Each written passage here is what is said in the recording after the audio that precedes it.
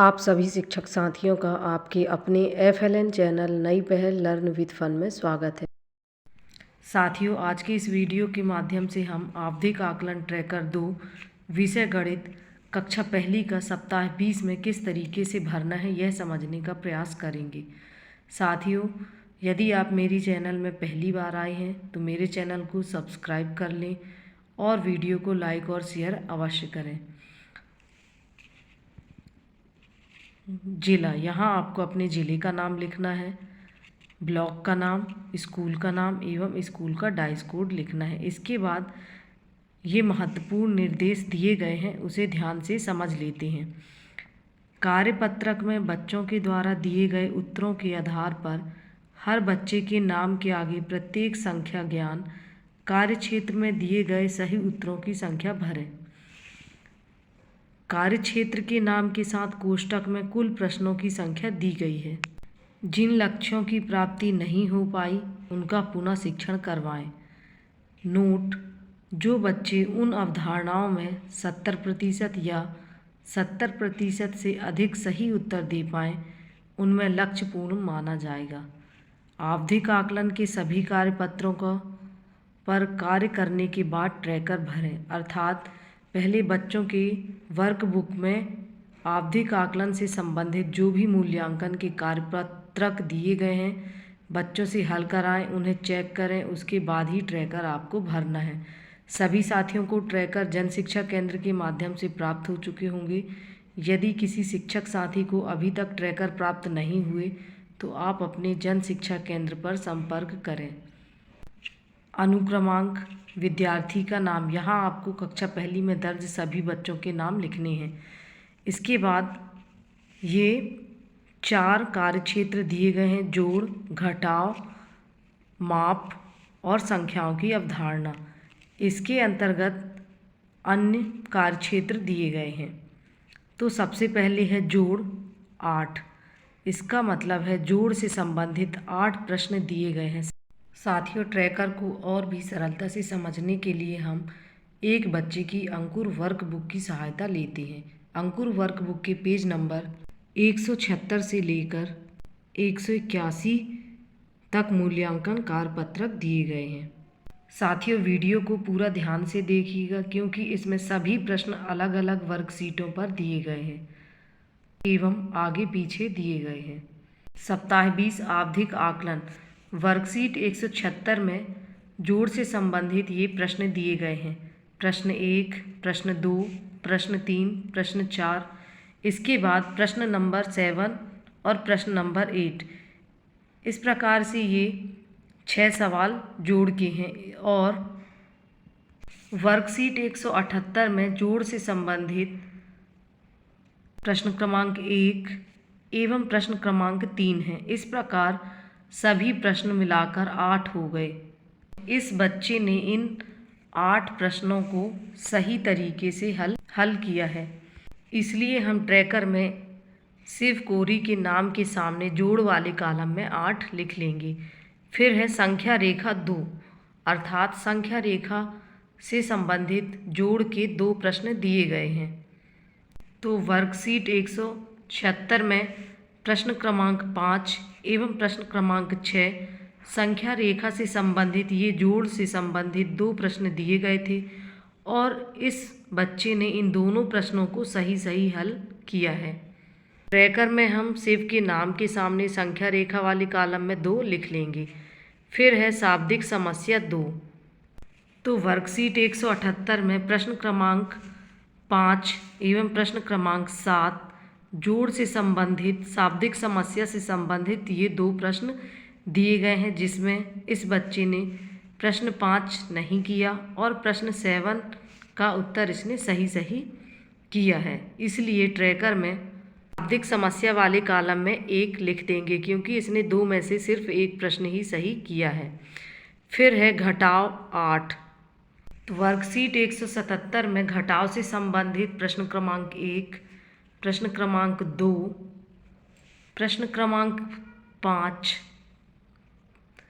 प्रश्न क्रमांक 6, प्रश्न क्रमांक 7 एवं प्रश्न क्रमांक 8 दिए गए हैं। इस प्रकार से इस वर्कशीट में घटाव से संबंधित 6 प्रश्न हैं और घटाव से संबंधित 2 प्रश्न वर्कशीट 178 में दिए गए हैं, प्रश्न क्रमांक 2 एवं प्रश्न क्रमांक 4। इस प्रकार से ये घटाव के 8 प्रश्न हो जाते हैं और इस बच्चे ने 8 में से 7 प्रश्नों को सही किया है और 1 प्रश्न उसने गलत किया है। इसलिए हम ट्रैकर में उसके नाम के सामने घटाव वाले कॉलम में 7 लिख देंगे। फिर है संख्या रेखा 2। वर्कशीट 177 में संख्या रेखा घटाव से संबंधित ये 2 प्रश्न दिए गए थे और शिव ने इन दोनों प्रश्नों को सही हल किया है। इसलिए ट्रैकर में हम संख्या रेखा वाले कॉलम में 2 लिख लेंगे। शाब्दिक समस्या 2। वर्कशीट 178 में प्रश्न क्रमांक 6 एवं प्रश्न क्रमांक 8 ये दोनों प्रश्न शाब्दिक समस्या से संबंधित थे और इस बच्चे ने दोनों को हल नहीं किया है। इसलिए ट्रैकर में हम उस बच्चे के नाम के सामने शाब्दिक समस्या वाले कॉलम में 0 लिख देंगे, क्योंकि 2 में से दोनों प्रश्नों को उसने नहीं किया। इसके बाद है अमानक इकाई से माप, लंबाई एवं ऊंचाई 10, अर्थात लंबाई और ऊंचाई से संबंधित 10 प्रश्न दिए गए हैं। साथियों, वीडियो को ध्यान से देखिएगा, क्योंकि लंबाई और ऊंचाई से संबंधित ये 10 प्रश्न अलग अलग वर्कशीटों पर दिए गए हैं।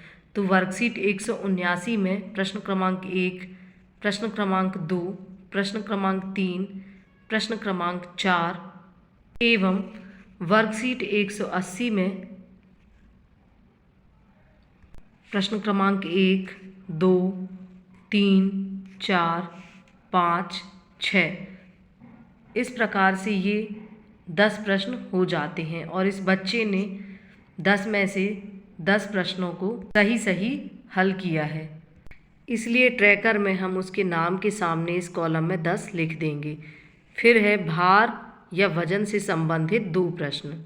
तो वर्कशीट 179 में ही प्रश्न क्रमांक 5 एवं प्रश्न क्रमांक 6 भार और वजन से संबंधित हैं और इस बच्चे ने इन दोनों प्रश्नों को सही किया है। इसलिए हम ट्रैकर में इस कॉलम में 2 लिख देंगे। फिर है धारिता 4। वर्कशीट 179 में धारिता से संबंधित प्रश्न क्रमांक 7 एवं प्रश्न क्रमांक 8 है। ये दोनों प्रश्न बच्चे ने सही किए हैं।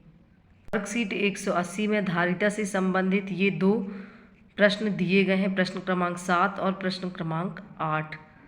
तो इन दोनों प्रश्नों को भी बच्चे ने सही किया है। इस प्रकार दोनों वर्कशीटों के प्रश्न मिलाकर 4 हो जाते हैं और चारों प्रश्नों के उत्तर सही हैं।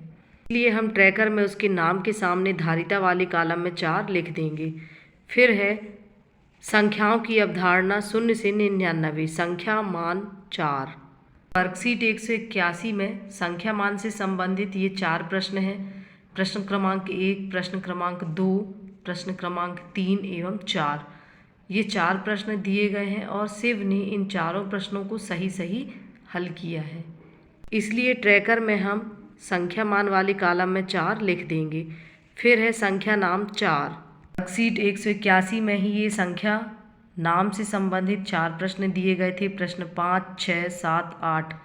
इन सभी प्रश्नों का उत्तर इस बच्चे ने सही किया है।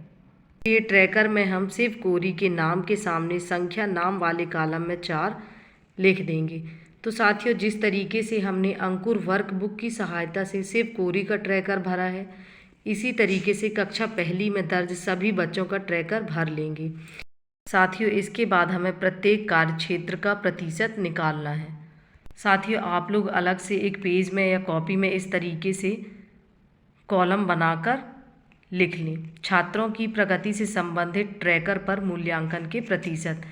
तो प्रतिशत किस तरीके से निकालना है, यह आप लोग ध्यान से समझिएगा। सबसे पहले क्रमांक, फिर विद्यार्थी का नाम लिख लें।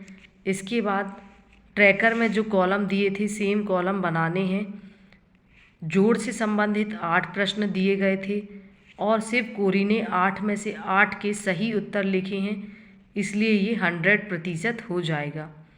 जबकि दीक्षा ने 8 में से सिर्फ 5 प्रश्नों के सही उत्तर लिखे हैं, तो इसका ये 62.5% हो जाएगा।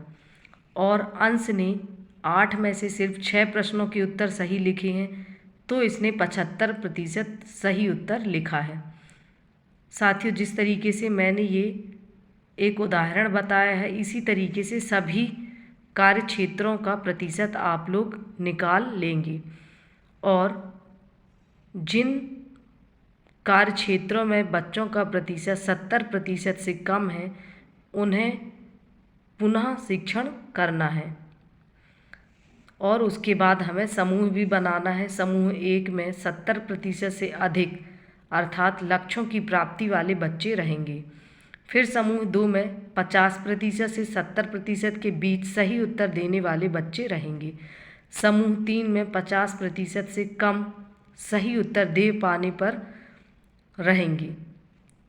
तो साथियों, इस तरीके से आप हर कार्य क्षेत्र के प्रतिशत निकाल लेंगे और समूह बना लेंगे और जिन बच्चों का हमें पुनः शिक्षण करना है, किस कार्य क्षेत्र में पुनः शिक्षण करना है, उस पर आप इस तरीके से टिक कर लेंगे।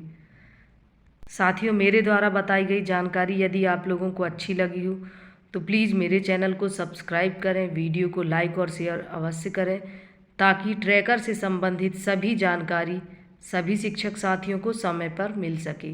धन्यवाद।